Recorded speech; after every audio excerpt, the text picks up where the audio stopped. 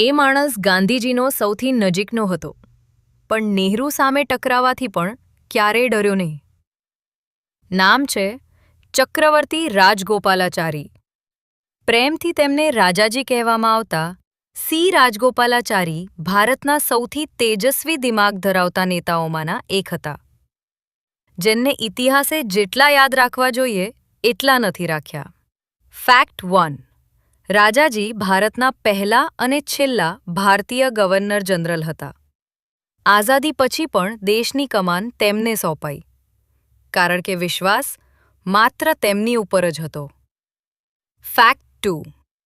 રાજાજી એકમાત્ર એવા નેતા હતા જે ગાંધીજી સાથે ખુલ્લેઆમ અસહમત થતા.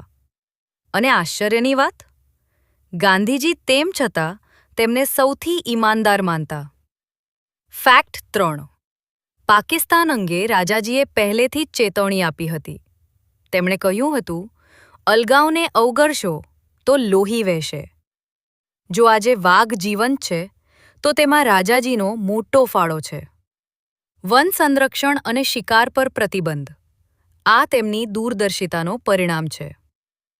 રાજાજી એવા નેતા હતા જે સમયથી 50 વર્ષ આગળ હતા.